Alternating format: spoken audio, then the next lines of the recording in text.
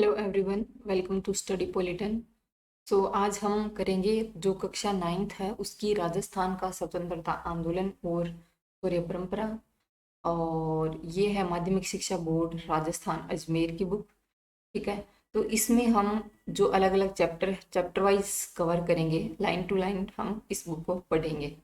तो सबसे पहले जो चैप्टर की लिस्ट है वो हम देख लेते हैं। ओके। तो पहला चैप्टर है इसमें 1857 की क्रांति। ये भी इम्पोर्टेंट है। फिर है राजस्थान के क्रांतिकारी।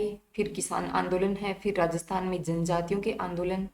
फिर राजस्थान में जन जागृति और प्रजामंडल। फिर राजस्थान का एकीकरण और राजस्थान की सूर्य परंपरा। इस टाइप से ये 7 चैप्टर है जो हम वन बाय वन कवर करेंगे। तो सबसे पहले स्टार्ट करेंगे हम फर्स्ट चैप्टर से। चैप्टर का नाम है 1857 की क्रांति। मुगल साम्राज्य के पतन के पश्चात देश में उत्पन्न अराजकता से राजस्थान भी अछूता नहीं रहा। औरंगजेब की मृत्यु से उत्पन्न शक्ति रिक्तता को एक बार की तो मराठों ने भर दिया। मराठों ने दक्षिण में प्रभुत्व स्थापित करने के पश्चात मालवा और गुजरात में अपना प्रभाव स्थापित कर लिया था। अब उनके लिए राजस्थान में प्रवेश करना सहज हो गया। मई 1711 ईस्वी में प्रथम बार मराठों ने मंदसौर के निकट, मंदसौर ये जो मॉडर्न एमपी है, मध्य प्रदेश, वहां पर है। तो मराठों ने मंदसौर के निकट मेवाड़ी क्षेत्र से अपना धन एकत्र किया था। इस घटना से चिंतित उदयपुर के महाराणा संग्राम सिंह ने पहले जयपुर के शासक जय सिंह और बाद में मुगल बादशाह थे मोहम्मद शाह सिंह मराठा समस्या के बारे में विचार विमर्श किया था। फिर है 1724 ईस्वी के बाद राजस्थान में मराठों के आक्रमणों की संख्या में तेजी आई। इसी बीच अप्रैल 1734 ईस्वी में बूंदी के पदच्युत शासक बुद्ध सिंह ने मराठा सहायता प्राप्त कर दलेल सिंह को गद्दी से हटा दिया। राजस्थान के किसी शासक द्वारा आंतरिक संघर्ष में मराठों को आमंत्रित करने का यह पहला अवसर था। बाद में तो राजस्थान में मराठों का हस्तक्षेप है वो बढ़ता ही गया। अब बात करते हैं कि 1735 आ गया। 1735 में क्या होता है कि मालवा पर अधिकार कर लिया मराठों ने। बाद में वो क्या कर रहे थे कि मालवा से राजस्थान पर अटैक कर रहे थे बार बार में। राजस्थान में मराठी कोटा, मेवाड़, डूंगरपुर, बांसवाड़ा जो बॉर्डर एरिया एमपी से लगते थे उस टाइम में, मध्य प्रदेश से, ठीक है, मालवा से, वहां से वो कुछ टाइम के लिए तो धन पाने तक संतुष्ट रहे, लेकिन वे शीघ्र ही राजा महाराजाओं को नहीं वरन सिर साहूकारों को भी लूटने लगे। उन्होंने राजस्थान के नरेशों के आंतरिक मामलों में हस्तक्षेप करना आरंभ कर दिया। बूंदी, जोधपुर और जयपुर रियासतों में भी उनका प्रवेश इसी बहाने हुआ था। आगे क्या आता है कि नादिर शाह का अटैक होता है इंडिया पे। उस समय भी मराठों ने हिंदू धर्म के नाम पर राजस्थान के राजाओं को संगठित करने का प्रयास किया। लेकिन क्या होता है कि मुगल दरबार में दलबंदी थी, उस कारण राजपूत शासक भी आपस में लड़ने लगे। इस प्रकार केंद्र में उत्पन्न शून्यता की पूर्ति के लिए मराठे राजस्थान में आने लगे। शाहू ने पेशवा बाजीराव को राजस्थान से चौथ और सरदेशमुखी प्राप्त करने का अधिकार दे दिया या आदेश दे दिया था। तो 1732 ईस्वी में क्या होता है, स्वाई जयसिंह जो मालवा का सूबेदार था, मराठों ने उसे घेर लिया। ठीक है। तो जयसिंह आखिर में पराजय स्वीकार कर लेता है और 28 परगनों से हाथ धोना पड़ता है जयसिंह को। ठीक है, उन्होंने ये 28 परगने जयसिंह ने मराठों को दे दिए। फिर क्या होता है कि 1761 से 1791 के मध्य राजस्थान में राजपूत शासकों की कमजोर स्थिति के कारण विभिन्न राज्यों पर मराठों का प्रभुत्व हो जाता है। अब है कि राजस्थान में बढ़ते मराठा हस्तक्षेप ने जयसिंह और अन्य राजपूत राजाओं की आंखें खोल दी। उन्होंने सोचा ऐसे तो काम चलेगा नहीं, हमें कुछ ना कुछ ट्राई करना पड़ेगा। तो जो हुडा सम्मेलन होता है उसके बारे में हम आगे जानेंगे। मराठों से मुक्ति पाने के लिए धन का सहारा लिया गया, पर जब धन देने के बाद भी मराठों ने मालवा खाली नहीं किया तो पुनः संगठित प्रयास किए जाने लगे। अब धन के बजाय शक्ति के प्रयोग से मराठों को राजस्थान से निकालने का निश्चय किया गया। तो क्या होता है, जुलाई 1734 ईस्वी में जयपुर, जोधपुर, उदयपुर, कोटा, किशनगढ़, नागौर, बीकानेर के शासक मेवाड़ में हुरडा, जो वर्तमान भीलवाड़ा में पड़ता है हुरडा, वहां पर एकत्रित हुए और 17 जुलाई 1734 को एक संधि पत्र पर हस्ताक्षर किए। और उसकी शर्तें क्या थी कि उसके अनुसार राजस्थान के जो सारे शासक है वो विपत्ति के टाइम पर एक दूसरे का सहयोग करेंगे। और ये भी डिसाइड हुआ कि वर्षा ऋतु के बाद में मराठों के विरुद्ध कार्यवाही हेतु वो रामपुरा जो भीलवाड़ा में ही है वहां पर एकत्रित होंगे। ठीक है। और वहां से वो एकजुट होकर मराठों के विरुद्ध कार्यवाही करेंगे। लेकिन हमें पता है कि राजा इतने संगठित थे नहीं, कोई नहीं आया, और ये इस टाइप से ये हुडा सम्मेलन वो एक विफलता साबित होती है। साथ ही साथ उन्होंने इस सम्मेलन में ये भी डिसाइड किया गया है कोई भी शत्रु है उसको अपने राज्य में शरण या आश्रय नहीं देंगे। परंतु सम्मेलन के वांछित परिणाम नहीं निकले क्योंकि रियासती शासकों के आपसी द्वेष था। प्रतिभा संपन्न और क्रियाशील नेतृत्व का भी अभाव रहा। एक तो द्वेष था, फिर बाद में क्या था, कोई प्रभावशाली नेतृत्वकर्ता नहीं था।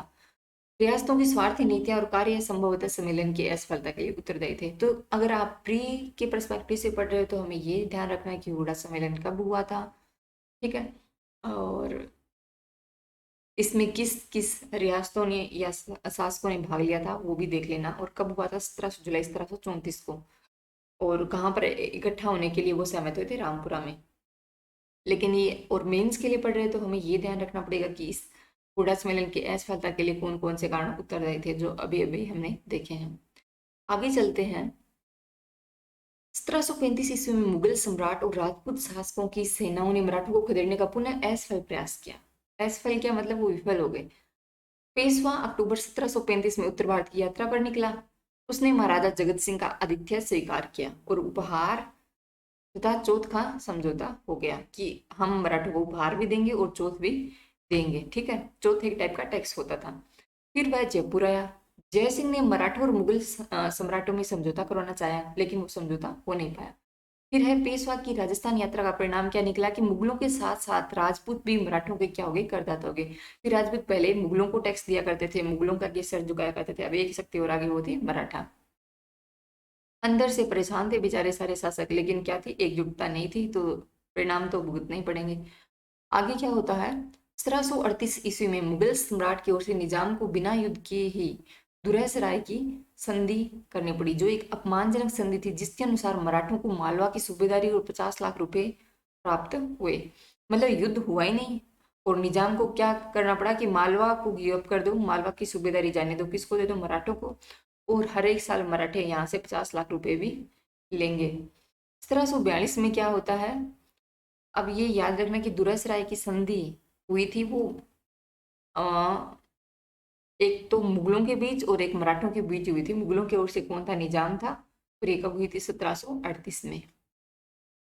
1742 ईस्वी में मराठों ने मारवाड़ में प्रविष्ट होकर सोजत, रायपुर और जेतारन परगनों में चूत वसूलना प्रारंभ कर दिया। अब 1787 आता है तो राजपूतों ने संगठित होकर तुंगा नामक स्थान पर मराठों को परास्त किया। तो ये तुंगा का युद्ध है, ये कब होता है, 1787 में। तो हमने हुडा देखा था वो 1734 में हुआ था। फिर हमने देखा दुरसराय की संधि वो 1738 में। 1787 की बात है तो तुंगा में युद्ध होता है। फिर है कि 1791 में मराठा शक्ति क्षीण होने लगी और इस समय तक हम देखते हैं कि एक नई शक्ति आ गई थी दक्षिण भारत में, वो थे अंग्रेज, east India company, British east India company. अब क्या होता है कि राजस्थान के राज्यों में उत्तराधिकार के संघर्ष और सामंती प्रतिस्पर्धा के कारण उनकी राजनीतिक स्थिति है वो कमजोर हो गई, ठीक है। और 1791 में अ, अंबाजी इंगले ने मेवाड़ के महाराणा को सहयोग दिया। फलस्वरूप डूंगरपुर, बांसवाड़ा और प्रतापगढ़ क्षेत्रों में मेवाड़ के महाराणा का अधिकार हो गया।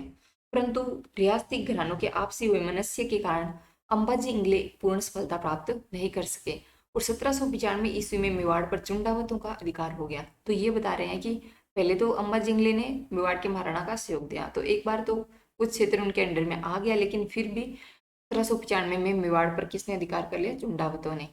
अतः उनका अन्य शासकीय समूह के साथ भी टकराव होना स्टार्ट हो गया।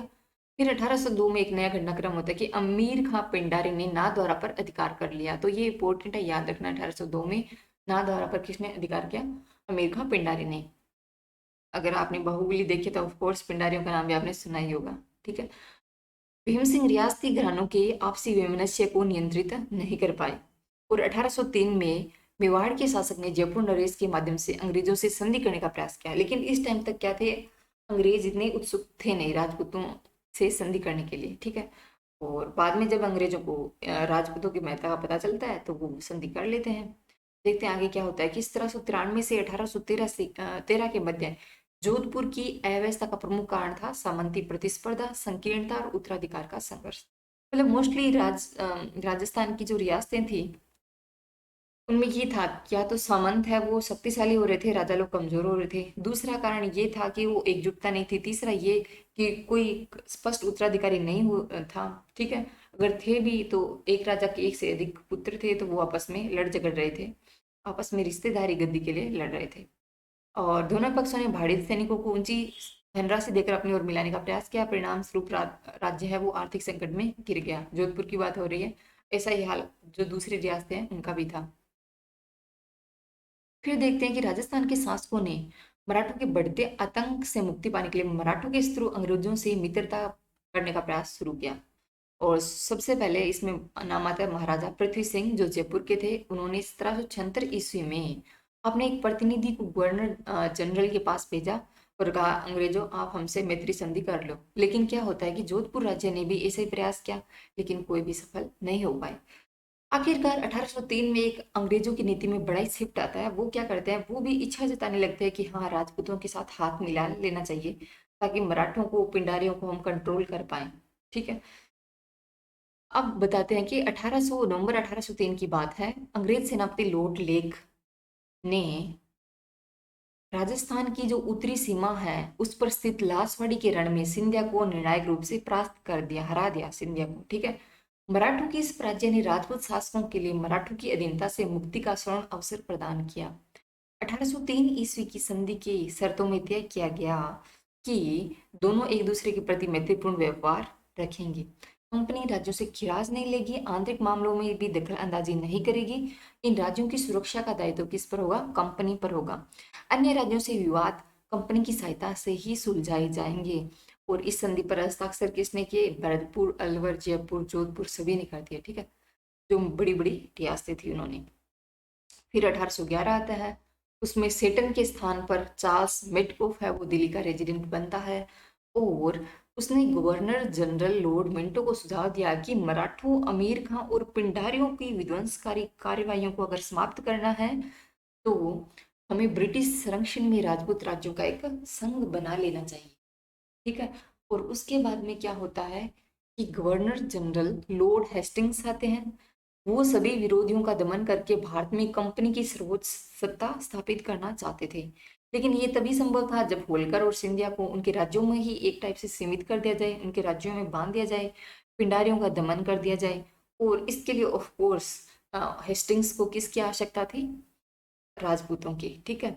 अब एक बात क्लियर कर दूं कि हम लगभग 1813 की लगभग आए हैं और ये लॉर्ड हेस्टिंग्स है, न कि वोरेन हेस्टिंग। वोरेन हेस्टिंग्स आएंगे बाद में। अभी लॉर्ड हेस्टिंग्स की आपने 1813 की सर्वोच्चता की नीति पढ़ी होगी, तो वो हेस्टिंग्स है। ठीक है, याद रखना है, हमें कंफ्यूज नहीं होना है। अब क्या होता है, तो राजपूत शासकों को संरक्षण में लेने का काम स्टार्ट हो जाता है। ठीक है, क्योंकि ये राज्य ही सिंधिया, होलकर और पिंडारियों के प्रभाव क्षेत्र में थे। अतः अंग्रेजों ने 5 नवंबर 1817 को होलकर से नई संधि करके राजस्थान के राज्यों के साथ संधि करने का अधिकार प्राप्त कर लिया। इधर मेटकोफ का निमंत्रण मिलते ही करौली, कोटा, उदयपुर, बीकानेर, किशनगढ़, अजमेर, जैसलमेर आदि ने कंपनी से संधि कर ली। ऐसा लग रहा है ना कि सारे तैयार ही बैठे हैं कि कब मौका मिले, कब हम अंग्रेजों से संधि करें। क्योंकि ऑफ कोर्स मराठों का उस टाइम वर्चस्व और दखल अंदाजी बहुत हद तक बढ़ चुकी थी। और जो राजपूत शासक हो वो भी अपने आप को असक्षम पा रहे थे कि हम इस स्थिति से शायद ही निपट पाए। और सबसे अंत में 1823 ईस्वी में सिरोही राज्य ने भी संधि कर ली। ठीक है। और इसी के पीछे भी अलग कहानी की सिरोही सबसे अंत में क्यों मिला वो अभी हम डिस्कस नहीं कर रहे हैं। फिर है इस प्रकार 1817 ईस्वी से 1830 ईस्वी के दौरान राजस्थान पर स्थापित यह ब्रिटिश आधिपत्य है वो 1947 ईस्वी में जब तक हमें स्वतंत्रता मिली तब तक ये अक्षुण्ण ही रहा। अब देखते हैं राजस्थान की परिस्थितियाँ, कितनी रियासतें थी, क्या कुछ था। तो 19वीं शताब्दी के आरंभ में 20 रियासतें थी। 17 राजपूत थी, 2 जाटों की थी, एक और एक मुस्लिम शासक द्वारा शासित थी। और इन राज्यों के साथ की गई संधियों में कुछ सामान्य शर्तें थी तो कुछ विशिष्ट जो इस राज्य से संबंधित थी। संधियों की शर्तें क्या थी? वही शर्तें नॉर्मल कि संधि द्वारा रियासती शासकों ने अंग्रेजों की सर्वोच्चता स्वीकार कर ली। अंग्रेजों ने क्या कहा कि रियासती राजाओं का वंशानुगत राज्याधिकार रहेगा। ठीक है, उनके मतलब राज्य पर हम नहीं छीनेंगे उनको। फिर अंग्रेजों ने ये कहा कि भारी आक्रमण से प्रत्येक जो रियासत है या राज्य है उसकी सुरक्षा करेंगे, आंतरिक शांति और व्यवस्था बनाए रखने में भी हम सहायता करेंगे आपकी। और ये भी कहा कि जो राज्य संधि कर रहा है उस राज्य में एक पॉलिटिकल एजेंट रहेगा जो अंग्रेजों का होगा। ठीक है। साथ ही आश्वासन दिया कि पॉलिटिकल एजेंट है वो उसके कार्यों में कोई भी दखल अंदाजी राजकाज के कार्यों में नहीं करेगा। फिर ब्रिटिश संरक्षण के बदले रियासती शासकों को भी अपनी विदेश नीति किसको सौंपनी पड़ी? अंग्रेजों को। कि कोई भी युद्ध करना है किसी दूसरे राजा से या फिर कोई भी विदेश नीति संबंधी काम है तो वो अंग्रेज ही करेंगे या फिर उनकी सलाह मशुरा से या उनकी मध्यस्थता से ही किया जाएगा। फिर आगे कहा कि आवश्यकता पड़ने पर रियासती शासक अपने राज्यों के समस्त सैनिक साधन अंग्रेजों को सुपुर्द भी कर देंगे, मतलब सेना भी प्रोवाइड करवाएंगे। और अंग्रेजों को वार्षिक खिराज देने संबंधी धारा भी अलग अलग राज्यों की संधियों में अलग अलग थी। तो ये अब देख रहे हो विनाश के बीज बोए जा रहे हैं। विनाश पहले भी था, अब और बढ़ने वाला है। अब क्या होता है कि खिराज की यह राशि निर्धारित करने के लिए मराठों को दिए जाने वाले खिराज को आधार बनाया गया। ब्रिटिश संरक्षण स्वीकार करने के फलस्वरूप राजस्थान के रियासती जो नरेश हैं उनको सुरक्षा तो प्राप्त हुई, लेकिन वो एक टाइप से पराधीन हो गई, स्वतंत्रता उन्हें अपनी खोनी पड़ी थी। आगे क्या होता है? आगे होता है कि उपयुक्त संधियों का राजस्थान के राज्यों पर बहुविध प्रभाव पड़ा। कंपनी को नियमित रूप से खिराज दे रहे हैं तो ऑफ कोर्स राज्यों की आर्थिक स्थिति तो कमजोर हो गई, नो डाउट। फिर बाद में आता है कि पॉलिटिकल एजेंट है वो राज्यों में व्यवस्था बनाए रखने के नाम पर निरंतर क्या कर रहे थे? हस्तक्षेप करने लगे थे कि हम तो आपकी जो लॉ एंड ऑर्डर है वो मेंटेन कर रहे थे, लेकिन उसके नाम पर वो दखल अंदाजी दे रहे थे। शासन कार्य और अधिकारों में आई कमी के कारण राजा शासन संबंधी कार्यों के प्रति उदासीन रहने लगे, मतलब राजा लोगों को ज्यादा अब वो अपने में अंदर मस्त मौला बनने मतलब बन गए थे। और उसके बाद में क्या होता है, ऐसी परिस्थितियों में ब्रिटिश जो पॉलिटिकल एजेंट थे वो क्या बन गए? एक टाइप से डिक्टेटर या तानाशाह बन गए थे। राज्य द्वारा खराज वसूल करने के अलावा समय समय पर कई खर्चे भी बिलात थोप दिए जाते थे, ठीक है। और इससे राज्य के आर्थिक साधनों पर अतिरिक्त भार पड़ता। नमक उत्पादन के प्रमुख क्षेत्र जैसे सांबर झील या फिर मेवाड़ में अफीम उत्पादन क्षेत्रों पर भी अधिकार कर लिया गया। और शांति और व्यवस्था बनाए रखने के नाम पर सभी राज्यों में अंग्रेजी सैनिक टुकड़ियां हैं वो भी स्थापित कर दी गई। और उन टुकड़ियों का खर्च किसको वहन करना पड़ता था? उस संबंधित राज्य को। भारी खिराज पर ब्याज और अन्य खर्चे थोपे जाने के कारण इन राज्यों की आर्थिक स्थिति क्या हो गई? बहुत ही ज्यादा कमजोर हो गई। अब आपको पता चल रहा है कि हम एक टाइप से 1857 की क्रांति जो हमने चैप्टर का हेडिंग पढ़ा था, तो ऑफ कोर्स डायरेक्टली कोई क्रांति एक दिन में खड़ी नहीं होती है, पृष्ठभूमि होती है। तो वो पृष्ठभूमि पढ़ रहे हैं किस प्रकार क्रांति के धीरे धीरे बीज है वो बोए जा रहे हैं, किस टाइप से परिस्थितियां बन रही है, किस टाइप से प्रेशर कुकर बन रहा है जो अचानक फटेगा बॉम्ब, ठीक है, किस टाइप से बॉम्ब ब्लास्ट होने वाला है। तो ये सब कुछ हम पढ़ रहे हैं। तो आर्थिक स्थिति तो वैसे ही खस्त है राजस्थान की। आगे क्या होता है देखते हैं कि राजस्थान के शासकों ने मराठा आतंक से सुरक्षा और अपने सामंतों पर नियंत्रण स्थापित करने के लिए ही अंग्रेजों के साथ 1818 ईस्वी की संधि की थी, ठीक है। अभी एक तो सामंतों पर कंट्रोल होगा, दूसरा मराठा जो आतंक है उनसे निजात मिलेगी। संधि संपन्न होने के बाद राजपूत शासकों ने अंग्रेजों की सहायता से सामंतों की शक्ति को कुचलने का प्रयास किया। कालांतर में अंग्रेजों ने इससे अनेक कदम उठाए जिससे सामंतों की स्थिति कमजोर हुई। ये था सामंतों की सैनिक सेवा के बदले अब उनसे नगद रुपया वसूल करने का निश्चय किया गया कि नकदी वसूली किया जाएगी आपसे, ठीक है, सैनिक सेवा वगैरह नहीं लेंगे। फिर जागीर क्षेत्रों में सामंतों को कोई विशेषाधिकार होते थे ना, वो भी उनसे छीन लिए गए, ठीक है। जैसे कि जागीरों के निवासी अपने सामंत की आज्ञा के बिना पहले दूसरे स्थान पर नहीं बस सकते थे, लेकिन अब ऐसा कुछ नहीं रहा। सामंत व्यापारियों से राहदारी दाना पानी आदि शुल्क वसूल किया करते थे, उसके बदले में व्यापारियों को सुरक्षा भी प्रदान की जाती थी सामंतों द्वारा। अब विशेषाधिकार तो रहे नहीं, तो सामंत भी बेचारे अलग ही महसूस कर रहे थे। ऑफ कोर्स उनमें एक टाइप से विरोध की भावना बढ़नी स्वाभाविक ही थी। और फिर हम देखेंगे 1857 की क्रांति में जैसे आगवा के ठाकुर कुशाल सिंह वो एक सामंत रहे थे, स्लुम्बर के ठाकुर, ठीक है। तो अलग अलग सामंतों ने किस प्रकार से अपने विद्रोह भावना प्रकट की वो भी हम देखेंगे। अब आगे आता है कि 19वीं सदी के पूर्वार्ध तक जागीर क्षेत्र का नेतृत्व सामंतों के पास था और समाज में उनकी प्रतिष्ठा भी बढ़ गई थी, ठीक है। और किंतु 19वीं शताब्दी के अंत तक जागीर क्षेत्रों में सामंतों के नेतृत्व में कमी आई, अब वो इतने प्रभावशाली नहीं रहे थे। अब आगे देखते हैं कि अंग्रेजों ने डूंगरपुर के शासक जसवंत सिंह को गद्दी से हटाकर प्रतापगढ़ के जो शासक थे उनके पौत्र दलपत सिंह को वहां का शासक बना दिया। इससे वहां की जनता में ब्रिटिश सरकार के प्रति घृणा उत्पन्न हो गई कि क्यों ये भारी शासक है वो हमारे आंतरिक मामलों में हस्तक्षेप कर रहे हैं। इसी प्रकार जब अंग्रेजों ने जयपुर की राजमाता बड्यानी को अधिकारच्युत करने का प्रयास किया तो वहां के लोगों ने क्रुद्ध होकर जो कप्तान ब्लैक है उनकी हत्या कर दी। और कोटा में अंग्रेजों ने तत्कालीन महाराव किशोर सिंह के विरुद्ध रियासत के फौजदार जालिम सिंह के दावों का समर्थन किया, जिससे कोटा के हाड़ा राजपूत अंग्रेजों के विरुद्ध हथियार लेकर उठ खड़े हुए। ये कुछ ऐसी घटनाएं बता रहे हैं कि क्यों अंग्रेजों के प्रति अविश्वास की भावना बढ़ रही थी। तो एक एग्जाम्पल दिया डूंगरपुर और प्रतापगढ़ का।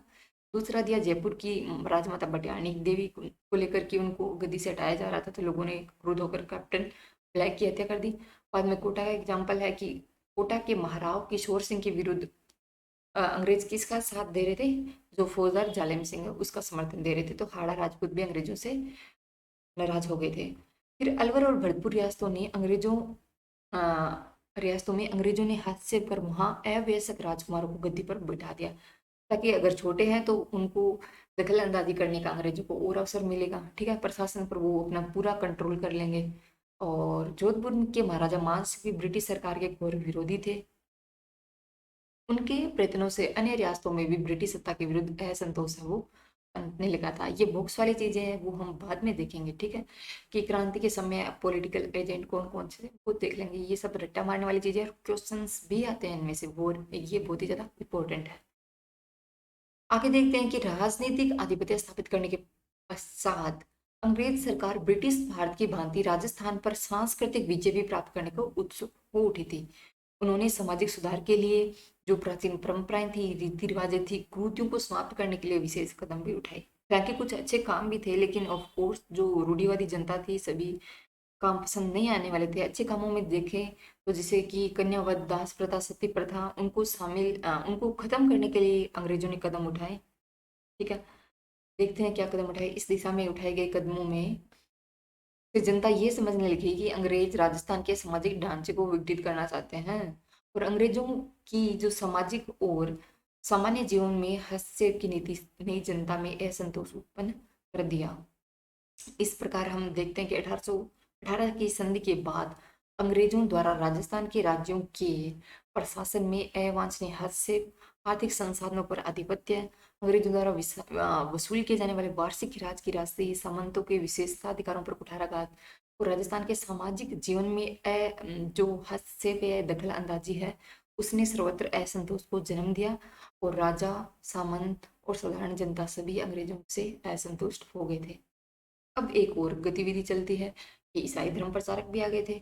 उनकी संदिग्ध गतिविधियों के कारण मेवाड़, जो अजमेर और मेरवाड़ा का क्षेत्र है, उसमें ये विचार पनपने लगा कि अंग्रेज है वो हिंदुओं को क्या बनाना चाहते हैं, जबरदस्ती ईसाई बनाना चाहते हैं।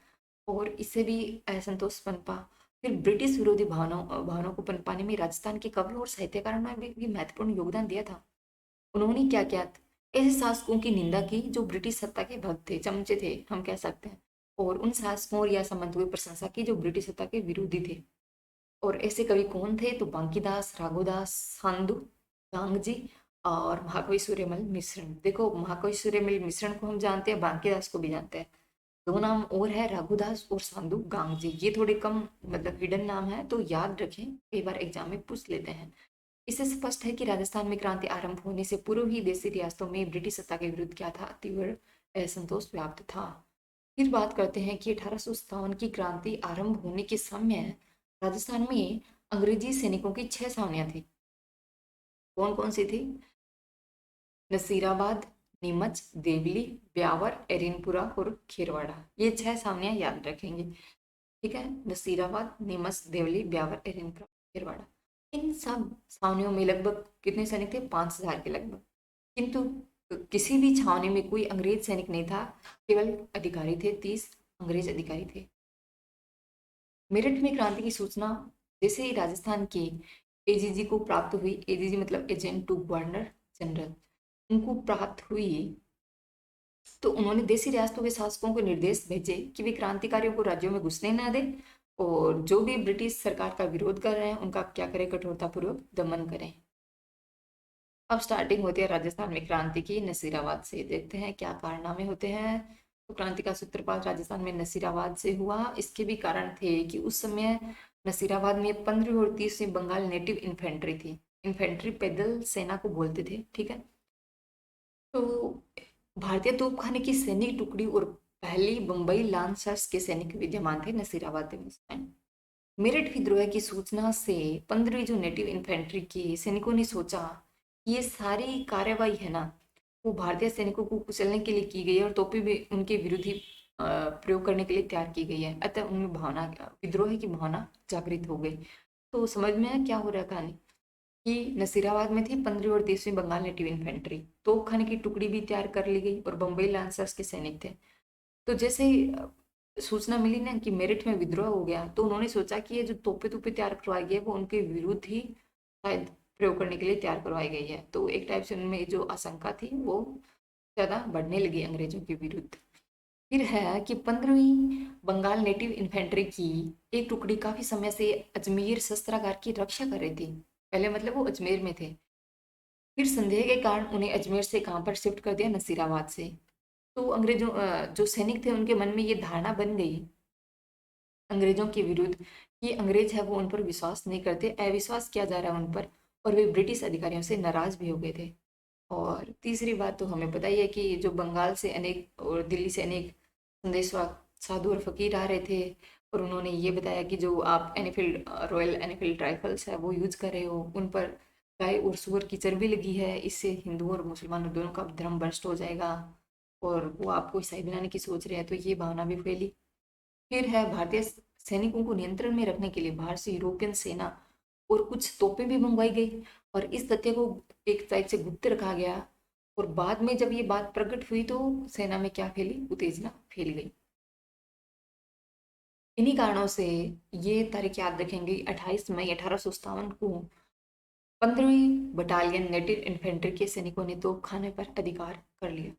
हरी छावनी में भगदड़ मच गई, सैनिकों ने शस्त्रागार लूटा, अंग्रेज सैनिक अधिकारियों मेजर पोटिस वुड और कर्नल न्यूबरी की हत्या भी कर दी गई। तो ये भी याद रखें किसकी हत्या करी गई थी नसीराबाद में, मेजर पोटिस वुड और कर्नल न्यूबरी की। और क्रांति कब से स्टार्ट हुई थी, 28 मई 1857 से। किसने स्टार्ट की थी, जो 15वीं नेटिव इन्फेंट्री है उसने स्टार्ट की थी।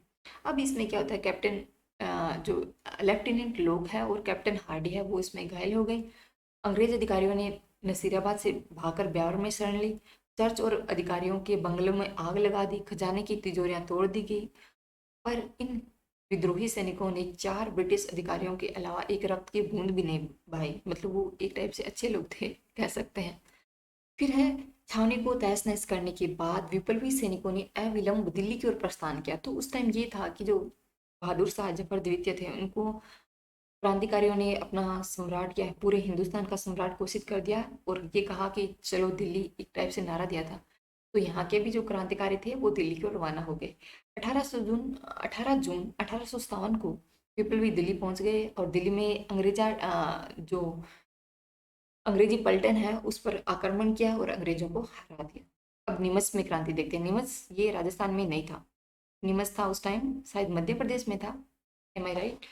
तो जब नसीराबाद की क्रांति की सूचना नीमच पहुंची तो 3 जून 1857 को नीमच के सैनिकों ने भी विद्रोह कर दिया। क्रांतिकारियों ने छावनी को लूट लिया, उसमें आग लगा दी। नीमच छावनी को लूटने के बाद क्रांतिकारी नीमच से रवाना होकर सरकारी बंगलों को लूटते हुए, आग लगाते हुए शाहपुरा पहुंचे। शाहपुरा भीलवाड़ा में है। तो शाहपुरा के शासक ने क्रांतिकारियों को भोजन और ठहराने की सुविधा प्रदान की। तो ये याद रखना कि वो क्रांतिकारी आए तो शाहपुरा के शासक ने उनका सहयोग किया। इसके पश्चात क्रांतिकारी पहुंचे निम्बाहेड़ा। निम्बाहेड़ा शायद चित्तौड़गढ़ में है आई थिंक, और जहां पर जनता ने उनका स्वागत किया क्रांतिकारियों का।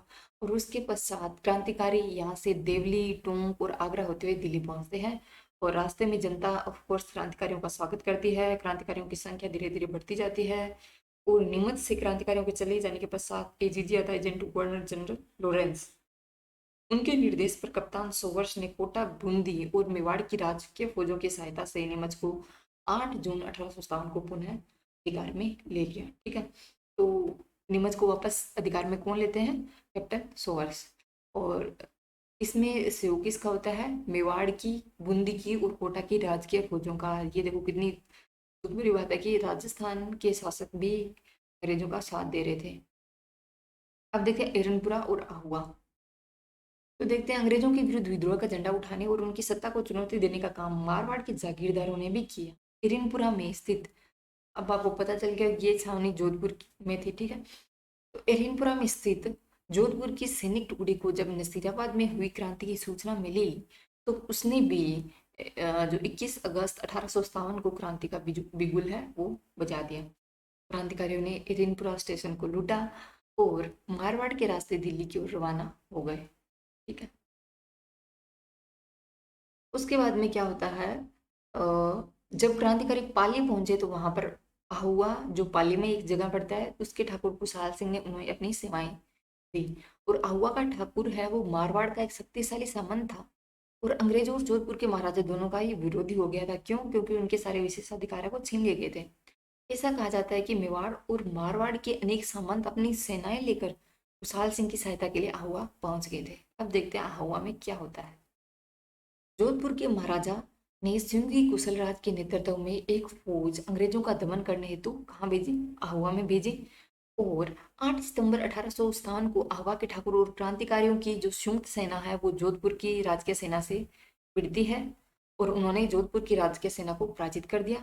इस संघर्ष में जो किलेदार अनार सिंह है वो मारा गया और सिंघी कुशलराज है वो जान बचाकर वहां से भाग गया। और फिर क्या होता है कि जोधपुर फौज की तोपें और बहुत सारी युद्ध सामग्री वो क्रांतिकारियों के हाथ में लग जाती है। और इस घटना के कुछ समय बाद ही कैप्टन लॉरेंस है वो सेना लेकर अहुआ आते हैं और 18 सितंबर को ही लॉरेंस की सेना और क्रांतिकारियों के बीच में फिर से लड़ाई होती है, जिसमें लॉरेंस को फिर से हार का सामना करना पड़ता है। और ब्रिटिश फौज को परास्त करने के बाद क्रांतिकारी कहाँ चले जाते हैं? दिल्ली की ओर कूच करने लग जाते हैं। अब क्या होता था कि लॉरेंस है वो ऑफ कोर्स एजिड था, तो वो अपनी हार को तो नहीं भूल पाएगा। इसलिए वो क्या करते हैं कि अहुआ के ठाकुर से बदला लेने के लिए ब्रिगेडियर होम्स की नेतृत्व में एक विशाल सेना कहाँ भेजी? अहुआ भेजी। और 20 जनवरी 1858 की बात है कि ब्रिगेडियर जो होम्स है उसने अहुआ पर अटैक किया। दोनों सेनाओं के बीच भीषण संघर्ष हुआ और इस संघर्ष के दौरान जो ठाकुर कुशाल सिंह है वो किले को छोड़कर सिलुम्बर चले जाते हैं। जो सिलुम्बर जो मेवाड़ रियासत है उसका एक आई थिंक ठिकाना था। ठीक है। उसके जाते ही ब्रिटिश फौजों ने अहुआ के किले पर अधिकार कर लिया और अंग्रेजों ने मतलब बदले की बाना इतनी तेज थी कि उन्होंने पूरे गांव को बुरी तरह लूटा। अहुआ के किले को बारूद से उड़ा दिया। इतना ही नहीं, अहुआ के मंदिरों और मूर्तियों को भी नष्ट कर दिया और जो वहां के आम लोग थे उन पर भी भीषण अत्याचार किया। अब मेवाड़ में क्या चल रहा था उस टाइम? मेवाड़ में देखते हैं कि इस समय मेवाड़ की जनता में अंग्रेजों के विरुद्ध काफी रोष था। ऑफ कोर्स रोष तो होना ही था। मेवाड़ के जो अधिकांश सामंत थे वो ब्रिटिश सत्ता के विरुद्ध है। ये भी ऑफ कोर्स हमने देखा कि किस टाइप से सामंतों में विशेषाधिकार छीन जाने के बाद अंग्रेजों के विरुद्ध विद्रोह की भावना बलवती थी। नसीराबाद में हुई क्रांति की सूचना उदयपुर पहुंच चुकी थी और मेवाड़ के फौजी भी अंग्रेजों के विरुद्ध विद्रोह करने के लिए लगभग तैयार थे, किंतु मेवाड़ के महाराणा की सूझबूझ और अंग्रेजी जो कप्तान थे सोवर्स के कठोर रुख ने स्थिति को बिगड़ने से संभाल लिया। और इस समय महाराणा और कंपनी की सरकार दोनों ही मेवाड़ के सामंतों से भय था। महाराणा को भी था और कंपनी को भी था। सामंतों से तो क्योंकि वो उनको पता था अगर विद्रोह हो गया तो हमें दोनों को लॉस उठाना पड़ेगा, तो दोनों ने, किसने, महाराणा और अंग्रेजों ने एक दूसरे का सहयोग देने की बात सोची। ठीक है। एजीजी के निर्देश पर मेवाड़ के महाराणा थे उस टाइम स्वरूप सिंह, उन्होंने 27 मई 1857 को सारे सामंतों को पत्र लिखकर भेजा कि वे ब्रिटिश सैनिक कार्यों में सहयोग करें, पॉलिटिकल एजेंट कप्तान जो सोवर्स है उनके निर्देशों का पालन करें। और दूसरे ओर कप्तान सोवर्स है ने विरोधी सामंतों को चेतावनी देते हुए कहा कि जो भी शांति भंग करने का प्रयास करेगा उसको कठोर दंड दिया जाएगा। अब होना क्या था? सिलुम्बर के राजा थे केसरी सिंह। उन्होंने जब मेवाड़ के महाराणा के अधिकारों को चुनौती देते हुए कहा कि यदि 8 दिन में उसकी परंपरागत अधिकारों की मांग को स्वीकार नहीं किया गया तो वो चित्तौड़ की गद्दी पर महाराणा के प्रतिद्वंदी को बैठा देंगे। क्योंकि हमें पता होना चाहिए कि जो वहां पर मेवाड़ में परंपरा थी कि जो राजतिलक का काम था वो सिलुम्बर का सामंत ही किया करता था। और तब ना कैप्टन सोवर्स आते हैं प्ले में, वो कहते हैं कि केसरी सिंह मान जाओ, अगर कोई भी महाराणा के विरुद्ध कार्य में आप भाग लोगे तो इसके कारण आपको अपनी जागीर से हाथ धोना पड़ सकता है और साथ ही आपको राजपुताने से भी निष्कासित कर दिया जाएगा। और ये धमकी मिलती है केसरी सिंह को, मतलब डर लगा होगा, वो शांत हो जाते हैं। अब कोटा में देखते हैं क्या होता है। तो राजस्थान के राज्यों में 1857 ईस्वी की क्रांति में कोटा का महत्वपूर्ण स्थान है। कोटा में विद्रोह का प्रमुख कारण ये था कि जो पॉलिटिकल एजेंट है मेजर बर्टन, उन्होंने कोटा महाराव को सलाह दी थी कि कुछ अफसर वफादार नहीं है, उनका रवैया है वो अंग्रेज विरोधी है। ठीक है, बर्टन ने ये कहा था। अतः वे ऐसे अफसरों को पदच्युत कर अंग्रेज अधिकारियों को सौंप थे जिसे अंग्रेज हैं वो उन्हें दंड दे सके। मेजर बर्टन ने जिन अफसरों को सौंपने की मांग की थी ना, उनमें नाम था जयदयाल, रतनलाल और जियालाल, तीन थे। मेजर बर्टन द्वारा महराव को जो सलाह दी गई वह किसी प्रकार महराव की फौज और फौज के अधिकारियों पर प्रकट हो गई, और सारे फौज के जो अधिकारी थे वो क्रोध से पागल हो उठे। उन्होंने मेजर बर्टन से बदला लेने का निश्चय किया, और 15 अक्टूबर 1857 का को क्या हुआ, कोटा के सैनिकों ने क्रांति का बिगुल बजा दिया। हमने मेवाड़ में देखा कि वहां तो केवल प्लानिंग ही चल रही थी, ऊपर देखा था ना, लेकिन कोटा में तो पूरी तरह से जो सेना थी वो अंग्रेजों के विरुद्ध हो गई थी। अब क्या होता है, कोटक का इस सैनिकों ने क्रांतिकारियों के साथ रेजिडेंसी को घेर लिया, उसमें आग लगा दी। बर्टन और उसके दोनों पुत्रों उनको मौत के घाट उतार दिया। फिर क्रांतिकारियों ने शहर में जुलूस निकाला, महाराव के महल को भी घेर लिया, और महाराव थे वो एक टाइप से अपने ही महल में कैद हो गए। फिर क्या होता है कि क्रांतिकारियों ने महाराव को संधि पत्र पर हस्ताक्षर करने के लिए विवश किया, जिसमें 9 शर्तें थी। एक शर्त यह थी कि मेजर बर्टन और उसके पुत्रों की हत्या स्वयं महाराव के आदेश से की गई है, और महाराव को क्रांतिकारियों की इच्छा अनुसार व्यवहार करने के लिए तब तक विवश होना पड़ा जब तक करौली से सैनिक सहायता प्राप्त नहीं हो गई थी। तो कोटा के महाराव के लिए किसने सैनिक सहायता भेजी? करौली ने। ये भी इंपॉर्टेंट है, हमें याद रखना है। और किसको मारा? मेजर बर्टन और उनके दो पुत्रों को। अब क्या होता है, क्रांतिकारियों का कोटा शहर पर लगभग 6 माह तक नियंत्रण रहता है। उन्होंने सरकारी गोदामों, बंगलों, दुकानों, अस्त्र शस्त्र के भंडारों को लूटा, आग लगा दी, जिले के विभिन्न कोषागारों को लूटा, और ऐसा लग रहा था कि क्रांतिकारियों को कोटा रियासत के अधिकांश अधिकारियों का समर्थन और सहयोग प्राप्त हो गया था उस टाइम, ठीक है। और क्रांतिकारियों ने शहर में लूटमार और अत्याचार कर नगर के लोगों में भीषण आतंक पैदा कर दिया था। और यह स्थिति तब तक रही जब तक मेजर H. G. रॉबर्टस ने नसीराबाद से जो 5500 सैनिक लेकर 22 मार्च 1858 को चंबल नदी के किनारे पहुंचे, तोपों से क्रांतिकारियों पर गोले बरसाए, कोटा से बाहर भगा दिया उन्हें। तब जाकर क्या हुई, कोटा में थोड़ी बहुत शांति स्थापित हुई और कोटा को विद्रोहियों से मुक्त कराया जा सका, ठीक है। और उसके बाद में क्या होता है कि क्रांतिकारी सेनाओं और ब्रिटिश विद्रोही सैनिकों को बहुत ही भयानक दंड दिए गए, और जयदाल को गिरफ्तार करके तोप से उड़ा दिया गया। अब अन्य राज्यों में क्या होता है, क्रांति की गूंज किस टाइप से सुनाई देती है वो हम देख लेते हैं। कि राजस्थान में 1857 की क्रांति केवल मारवाड़, मेवाड़ या कोटा तक ही सीमित नहीं थी, अपितु राजस्थान के अन्य राज्यों में भी अ, या अन्य रियासतों में भी सुनाई दे रही थी। भरतपुर में देखते हैं, जो आगरा और मथुरा के काफी निकट था, क्रांति के समय अशांत रहा। मथुरा में विद्रोह हो जाने के बाद भरतपुर शहर में उत्तेजना फैल गई।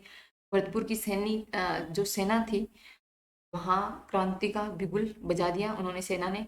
और भरतपुर के महाराजा ने वहां के पॉलिटिकल एजेंट मेजर मोरिसन को भरतपुर छोड़ जाने की सलाह दी, क्योंकि महाराजा को आशंका थी कि उसकी उपस्थिति से नीमच के क्रांतिकारी है वो भरतपुर पर अटैक कर सकते हैं, ठीक है। और महाराजा की सलाह पर जो मेजर मोरिसन है वो भरतपुर छोड़कर चले गए। क्रांति की अवधि में भरतपुर रियासत की स्थिति बड़ी विषम थी। क्रांतिकारी सैनिकों की अनेक टुकड़ियां भरतपुर की सीमा से होकर गुजरी। भरतपुर की गुर्जर और मेवाती जनता क्रांति में पीछे नहीं रही, उन्होंने खुलकर क्रांति में भाग लिया। जब पड़ोसी आगरा जिले में अंग्रेजों की शक्ति वहां के लाल किले की चार दीवारी तक सीमित हो गई, तो भरतपुर की जनता के मन में यह विश्वास भर गया था कि अब ब्रिटिश सत्ता भारत से समाप्त होने वाली है। अलवर में भी क्या होता है, अलवर में देखते हैं क्या होता है कि दिल्ली के कुछ क्रांतिकारियों के आ जाने से वहां भी क्रांतिकारी गतिविधियां पनपने लगी थी। अलवर रियासत के गांवों के गुर्जरों ने अपने पड़ोसी राज्य भरतपुर की भांति विविध ब्रिटिश विरोधी भावना का खुलकर प्रदर्शन किया, और उनकी क्रांतिकारी गतिविधियों से शासक ऑफ कोर्स परेशान हो गए थे। और बाद में धौलपुर में भी कुछ उपद्रव हुए थे गंभीर किस्म के। देखते हैं कि अक्टूबर 1857 के आरंभ में ग्वालियर और इंदौर के क्रांतिकारियों की संयुक्त सेना ने धौलपुर में प्रवेश किया, और क्रांतिकारियों के प्रति सहानुभूति के कारण धौलपुर रियासत की सेना और अनेक अधिकारी राजा का साथ छोड़कर कहाँ मिल गए, क्रांतिकारियों से मिल गए, जिससे धौलपुर के राजा की जान खतरे में आ गई। और क्रांतिकारियों ने धौलपुर में लूटपाट मचाई, उन्होंने वहां के राजा को घेर कर जान से मारने की धमकी दी, और विवश होकर राजा को क्रांतिकारियों की मांगे हैं वो स्वीकार करनी पड़ी। धौलपुर में क्रांतिकारियों का नेतृत्व किया था राव रामचंद्र और रामचंद्र और हीरालाल, ठीक है। और उन्होंने राजा की तोपों पर अधिकार कर लिया, उनकी सहायता से आगरा पर आक्रमण किया तोपों की सहायता से। और ये स्थिति तब तक बनी रही जब दिसंबर में पटियाला के शासक द्वारा भेजी गई सेना की सहायता से धौलपुर में व्यवस्था स्थापित नहीं हो गई। तो ये थे कि पटियाला से सेना आई थी स्पेशल धौलपुर के शासक को बचाने के लिए।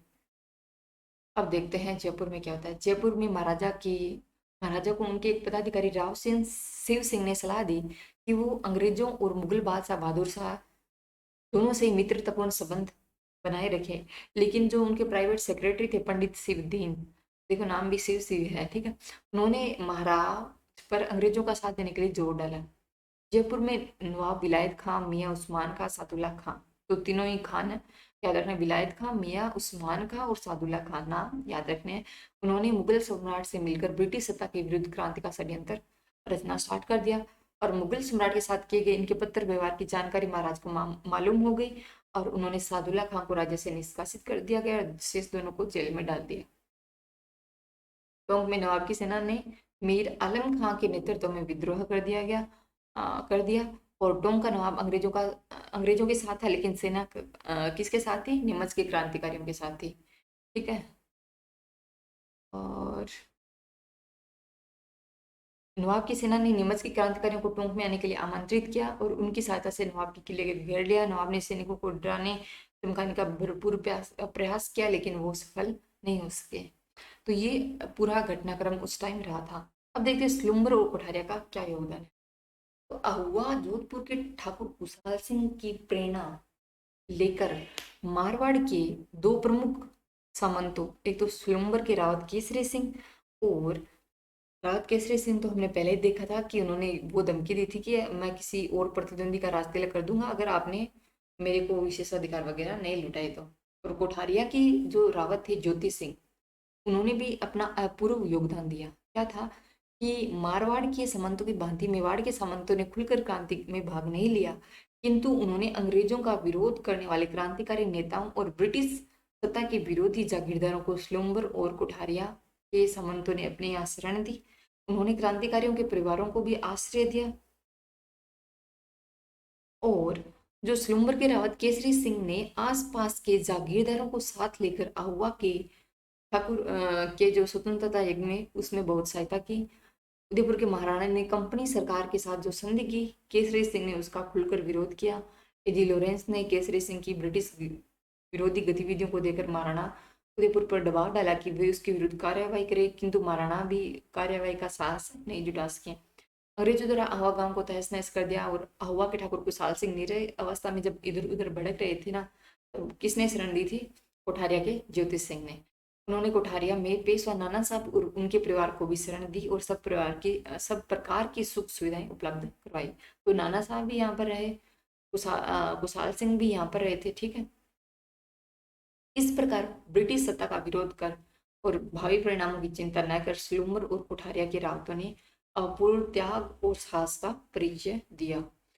अब बात है कि अगस्त 1858 तक समस्त भारत में ये विद्रोह को जल दिया गया। नवंबर 1858 में ईस्ट इंडिया कंपनी ने जो भारत का शासन है वो ब्रिटिश ताज को सौंप दिया और ब्रिटेन की महारानी विक्टोरिया की ओर से भारत के सभी नरेशों के अधिकारों को और विशेष अधिकारों को सुरक्षित रखने का आश्वासन दिया। उदयपुर के महाराणा ने इसका स्वागत किया और अंग्रेजों के सम्मान में भव्य दावत भी दी गई।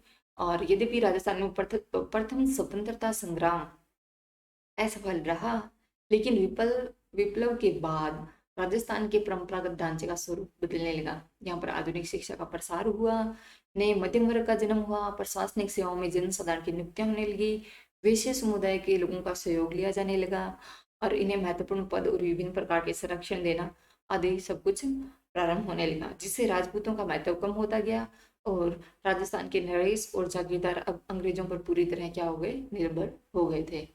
अब देखते हैं कि 1857 की क्रांति की असफलता के कौन कौन से कारण थे। तो सबसे पहले तो हमने देखा था कि राजाओं ने अंग्रेजों के प्रति अपने झुकने की प्रवृत्ति का परिचय दिया था। जयपुर, अलवर, भरतपुर, धौलपुर, करौली, सिरोही, टोंक, बीकानेर, डूंगरपुर, बांसवाड़ा, प्रतापगढ़ के शासकों ने विप्लव की आंधी को रोकने के लिए ब्रिटिश सत्ता को सहयोग दिया था। और मुगल सम्राट बहादुर शाह और स्थानीय विद्रोहियों ने राजस्थानी राजाओं को स्वतंत्रता संग्राम का नेतृत्व करने के लिए आमंत्रित किया, पर उन्होंने किसका साथ दिया? अंग्रेजों का। एक तो ये कारण था। फिर दूसरा ये था कि विद्रोह में आपसी एकता और संपर्क का भी अभाव था। उस टाइम इतने संपर्क के साधन, कम्युनिकेशन जो नेटवर्क था वो उनका बहुत ही वीक था, हम कह सकते हैं। और अलग अलग जगहों पर अलग अलग टाइम क्रांति हुई थी, तो अंग्रेजों को मौका मिल गया कि वो आसानी से विद्रोह को दबा सके। और हमने देखा कि मारवाड़, मेवाड़ और जयपुर नरेशों ने तांत्या टोपे को सहयोग नहीं दिया, तो यही भी एक कारण माना जाता है। फिर ये था कि राजस्थान के 18 रियासतों में संगठन और एकता का अभाव था। नेतृत्व के लिए जब मेवाड़ के महाराणा से संपर्क किया तो उन्होंने जो नेतृत्व प्रदान करने के बजाय क्या किया कि जो जितने भी पत्र व्यवहार थे वो ब्रिटिश अधिकारियों को सौंप दिए। तो ये उन्होंने काम किया जो कि बहुत ही निराशाजनक था। और बाद में देखते हैं कि अनेक देशी रियासतों में बंटा हुआ था राजस्थान, और इस कारण इसमें क्रांतिकारियों का कोई भी केंद्रीय संगठन नहीं था। एक नेतृत्व का सर्वथा अभाव था, ये हम देख चुके हैं। संपर्क भी नहीं था अच्छी तरह से। त्याग और बलिदान की भावना तो थी, लेकिन अंग्रेजों की जितने उनमें रण कौशल नहीं था, और नहीं उतना कह सकते कि जो आधुनिक युद्ध सामग्री भी नहीं रही होगी उनके पास, और नहीं वो इतने अंग्रेजों के समान प्रशिक्षित थे। इसके अतिरिक्त क्रांतिकारियों को धन, रसद और हथियारों की कमी का सामना भी करना पड़ा था। और आगे देखते हैं कि अंग्रेजों ने अन्य क्षेत्रों में हुई क्रांति का दमन करते हुए जून 1858 ईस्वी तक उत्तर भारत के अधिकांश भागों पर पुनः नियंत्रण स्थापित कर लिया। इस कारण उन्होंने राजस्थान में हुई क्रांति का दमन करने के लिए अपनी पूरी शक्ति लगा दी थी। अब असफलता के परिणाम क्या होते हैं इस क्रांति के? तो इसके परिणाम ये हुए थे, राजस्थान की रियासत है वो ब्रिटिश संरक्षण में चली गई। और दूसरा कारण ये परिणाम ये होता है कि ब्रिटिश शासन ने या ब्रिटिश सम्राट ने राजस्थान की सभी रियासतों में कंपनी द्वारा की गई संधियां जारी रखी। तीसरा ये था कि राजस्थान की जनता पर गुलामी का दोहरा अंकुश हो गया। एक तो क्या था कि वे रियासती राजाओं के अधीन थे, दूसरा अंग्रेजों का भी उन पर नियंत्रण हो गया। परिणाम स्वरूप ये तो निश्चित हो गया कि निकट भविष्य में राजस्थान में स्वतंत्रता का कोई भी भविष्य नहीं है। और तीसरा था कि अंग्रेजी शिक्षा का प्रसार होने लगा, लोगों में राष्ट्रीय जागृति का प्रादुर्भाव हुआ। स्वधर्म, स्वदेशी, स्वराज, स्वभाषा, इन्होंने लोगों में क्रांति की भावना पुनः बलवित इन चीज़ों ने मतलब क्रांति की भावना को जगाने का काम किया। और इस भावना का बल प्रदान करने वालों में अर्जुन लाल सेठी, केसरी सिंह भाट, गोपाल सिंह खरवा आदि जो अग्रणी नेता हैं, उन्होंने अपना योगदान दिया। और इस क्रांति की असफलता ने भावी संगठित आंदोलन की भूमिका तैयार की। और इस टाइप से हम आगे वाले चैप्टर्स में देखेंगे कि किस टाइप से क्रांति में जो अलग अलग महानुभाव है उन्होंने अपना योगदान दिया। लेकिन एक चीज़ हमारी और बच रही है कि जिस टाइम से आंदोलन हो रहा था तो उस समय कौन कौन पॉलिटिकल एजेंट थे, कौन कौन शासक थे, ये दोनों चीज़ें हमारी रही है, देख लेते हैं। हाँ, तो पॉलिटिकल एजेंट ये याद रखना कि कोटा में थे मेजर बर्टन, जिसको हमने देखा मार दिया था। जोधपुर में थे मेक मेसन, और भरतपुर में थे मोरिशन। हमें याद होगा कि भरतपुर के राजा ने कहा था मोरिशन आप छोड़कर चले जाओ वरना स्थितियाँ वो बिगड़ सकते हैं, आउट ऑफ कंट्रोल हो सकते हैं। जयपुर रियासत के ईडन थे, और उदयपुर रियासत में सोवर्स आर थे, और सिरोही में जेडी होल थे। तो ये तो थे पॉलिटिकल एजेंट।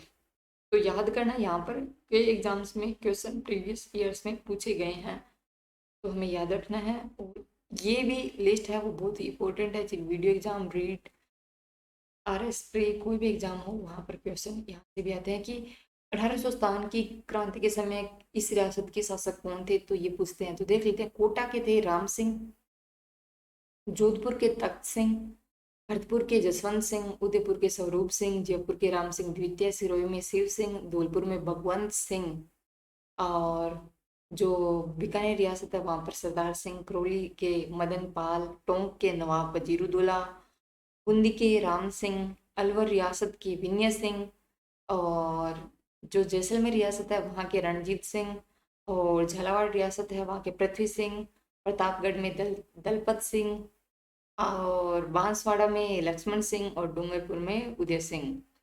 तो ये सारी चीज़ें हैं जो हमने देख ली। इस टाइप से हमारा फर्स्ट चैप्टर होता है कंप्लीट, और यहीं पर हम वीडियो को एंड करेंगे और मिलेंगे आगे वाले चैप्टर में। Thank you very much.